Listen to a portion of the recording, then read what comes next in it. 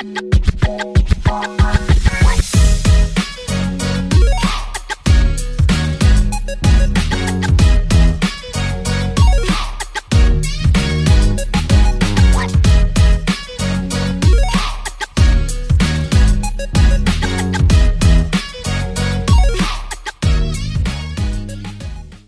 everyone, welcome back. So this is a 6-movie recommendation video. So yes, I got tagged in this video by my good friend James, aka JT at the movies. So I'm sure most of you guys would know this man. Really great channel, great guy. Yeah, obviously go check out his channel if you're new to these videos or new to this channel and new to his channel. But yeah, the challenge was he basically put down 6 movies that you feel like you would recommend to the community, essentially. So yeah, he shouted out a few people there that he wanted to see the recommendations. I've picked my 6. It took me a little while because I really struggle. I feel like if I've seen a movie, then I assume that everyone else has seen that movie as well. So yeah, hopefully there's some of these that people wouldn't have seen or heard of, or they might have heard of, but they haven't got to yet. So shedding a bit of light on these might give you the urge to check them out. So with that being said, let's get on with the 6 movies. So the first movie I'm recommending is technically a TV movie, I believe, but it is a movie by Frank Darabont. Obviously the guy who did Shawshank Redemption and did The Green Mile, and that is Buried Alive. So yeah, really enjoyed this one. This was a US import. I don't think there's a UK release as far as I'm aware. But yeah, really good film. Basic plot of this one is you've got these 3 main characters here, sort of a husband and wife who basically she's worked out that if she was to have an affair with a certain other member of the cast, then between them they could possibly take the fortune of her current husband. So it starts off a bit of a thriller. It moves into a very sort of quite dark and twisted horror by the end of it, which has really sort of ticked a lot of boxes for me. So I don't want to spoil too much for these movies, so I'll try and skirt around a lot of it, but I want to give you enough just to sort of give you an idea of what the plot is sort of doing there. So yeah, this sort of like married couple, not in the best of conditions, their marriage, but she decides that if she was to kill off her husband, then her and this other guy could essentially take over his fortune. And they'd be laughing all the way to the bank. But obviously things don't go quite to plan, and yeah, the last half of the movie is just fantastic. Yeah, really highly recommend that one. If it sounds interesting, obviously stick that one on the watch list, and yeah, let me know how you get on with it. Second one on my list here is going to be a P.T. Anderson movie, which again I don't think gets talked about anywhere near as much as some of his later works. Again, hard to find in the UK, so maybe that's why. That's a movie called Hard 8. So yeah, I'm quite fresh into this one. I haven't seen this one, I've only seen it once, but really enjoyed it. It's a very subtle thriller. So it's basically you've got John C. Reilly in this movie, you've got Gwyneth Paltrow, you've got Philip Baker Hall. So he's basically this older guy in here. He finds William H. Macy really down on his luck outside this sort of restaurant, just literally crouched down outside this restaurant as he's coming out from being in there one time. And he decides to sort of take pity on him, buy him a cup of coffee, have a chat with him inside. So they go back inside and just chat about what's wrong with him, you know, what's going on with life. He just explains he's in a bit of a bad place. He's got nothing, you know, nothing going for him, basically. He's all out of money. He's just down on his luck. So the guy, basically, the older guy, essentially just sort of takes pity on him and says, you know, I've made a lot of money through casinos and through gambling. If you know what you're doing, you could possibly make quite a good fortune out of that and live very comfortably. John C. Reilly basically doesn't believe his luck. He thinks, why would this guy just be telling me all the secrets behind how he can win against the casino, how he can win against this sort of the house, if you like. But he's got no real other choices, either that or back out on the, you know, sulking on the streets. So he sort of like cautiously takes him up on his offer of like showing him the ropes and showing him how he's done without trying to get caught. Obviously is the main thing, and for quite a while it goes pretty well. You know, they both sort of like get away with making quite a fair bit of money out of this system, doing what he's doing and showing him what he's showing him. You've got Samuel L. Jackson in this as well, so it's got a really good cast. But obviously, nothing can stay great for long in movies, right? So there's got to be a bit of a twist in the plot, or a bit of a kind of like upheaval in the plot. And sure enough, this one it has.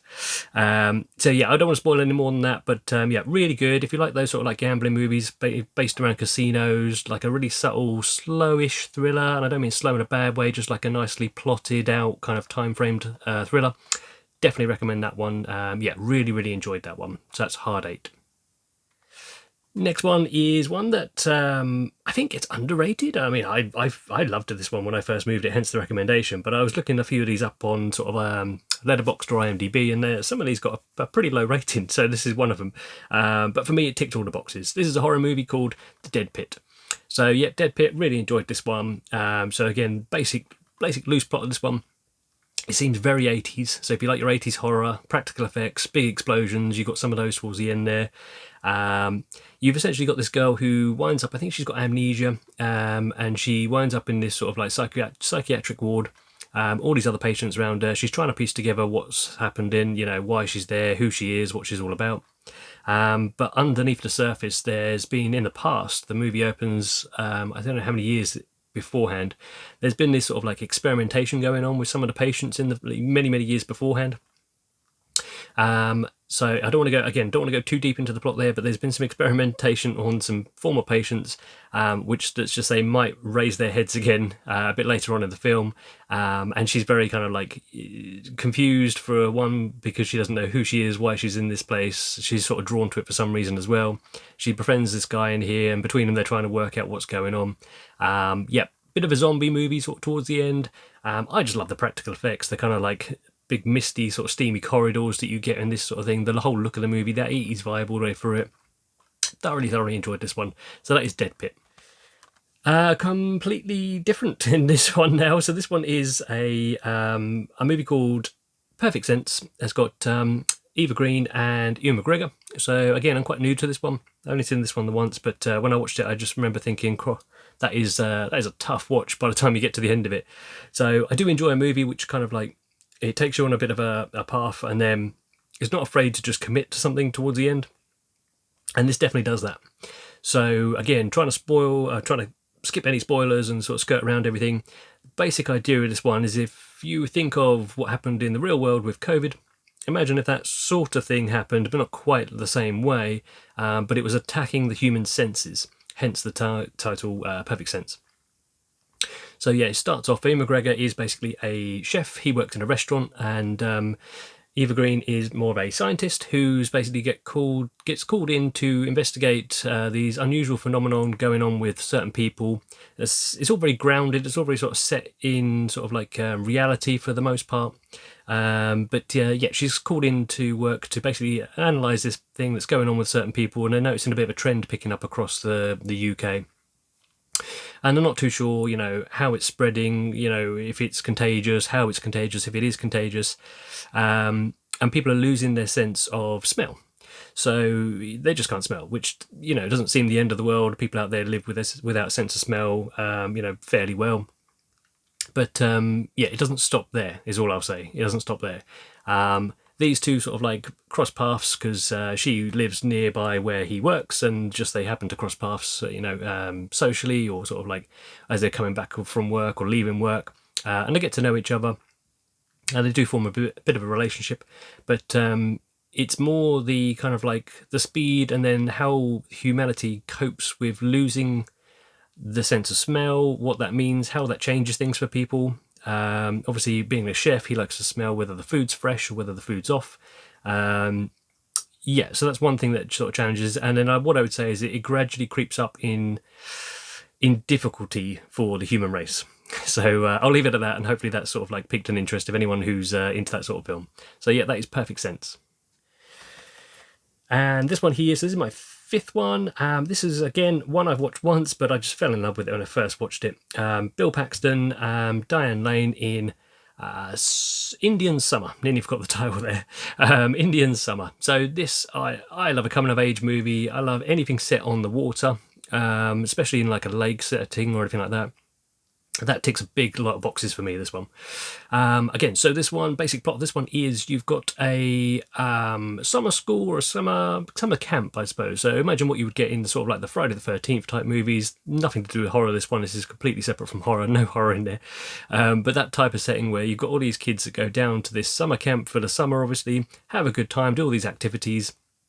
You've got your guides in there, you've got your people who sort of run it. So basically the outline and story of this one is these set of people in there, I think they're in their 30s now, around their 30s. They all are living their lives across America, and they all one by one receive a letter from this campsite, basically, which they all spent a summer at many years ago when they were very young. And the letter basically says, the guy who's running it is just decided that he can't run it anymore. He's getting on in years. He doesn't think that society is basically interested in these type of things. They're more sort of like on their computers, onto the games consoles, that sort of thing. And kids just aren't as interested. So it's not financially viable to keep going with the business. So he's just basically writing to all the first set of kids that ever went there, which is what these group of characters are. So they were the first ones to ever go in there many years ago when he first opened up. So he thought it'd be a nice little tribute to them, to the centre itself, to him, just to invite them all back for one last summer, as they were the first people to ever sort of like experience that summer camp. It would be nice if they were the last people to experience it as well. So sure enough, one by one they start turning up, and now in their sort of middle ages, they sort of revert back to being their sort of like almost teenage jovial selves, especially the fellas do anyway, pulling pranks on each other and stuff. But this time round, they've got more mature problems that they're sort of like hiding underneath the surface, or sort of covered over. And one by one, those problems sort of come out in different ways as they're at this summer camp experiencing it for the last time. But yeah, really good, heartwarming, sort of nice summer movie. So yeah, highly recommend that one. I'm not going to spoil anything about the plot any further than that, just to give you a nice taster of what it's going to be about. But yeah, that was the fifth one of my recommendations, Indian Summer. Now this last one is probably the biggest ask, biggest push, according to the IMDb ratings and just ratings in general and reviews. This one is an Anne Hathaway movie quite early on in her career, and that is a movie called Havoc, not to be confused with the 2025 movie, I think it was, called Havoc. But this one was from the early 2000s, I think. Now this one, I quite enjoy this one. It's not as good as probably the others, I would say, but what I do like about this is, if you like your sort of coming-of-age tales, this is essentially following a sort of, let's say, quite privileged set of teenage girls and their boyfriends, essentially, who are, well off. Their families are well off. They've got plenty of money. They're living their sort of normal teenage lives. They've got what they want. They could drive around in their cars. They think they're the business. They think they're all that. And they stumble into the wrong part of town. And they mess with some people that are not in the same sort of like social category, shall we say, as them. And they kind of get ripped off. And the guys that are with them, the boyfriends that are with these girls, decide they're not having it, and they're going to go sort of like, defend themselves. They're going to go like, not get ripped off by these sort of gangsters, essentially. But they soon come back with their tails between their legs pretty quick. That's how the film sort of opens.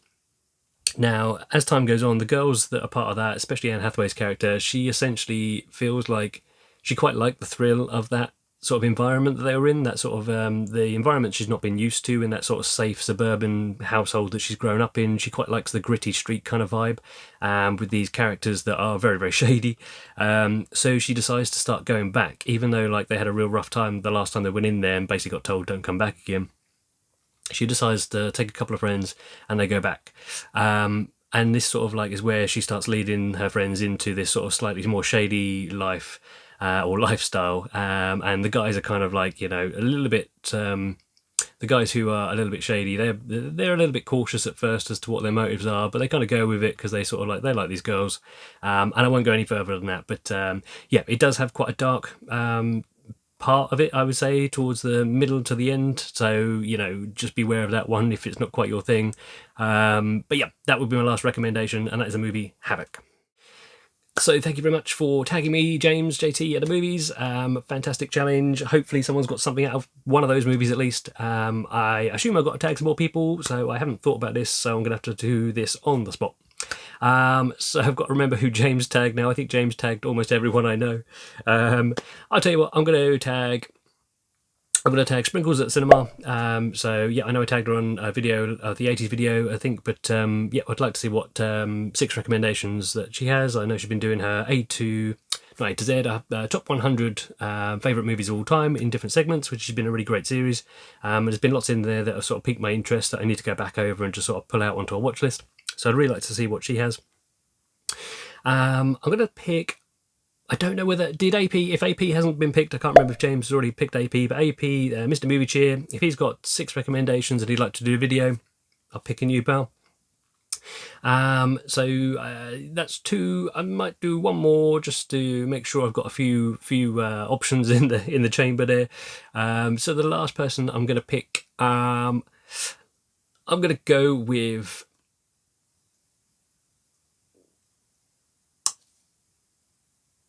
my good friend, the Icelandic Psycho. So I picked him once before, but I love the way he does his videos. So I'm pretty sure he'd be up for this challenge. But obviously, if you're not, don't feel free not to be pressured into this. This is just an optional video.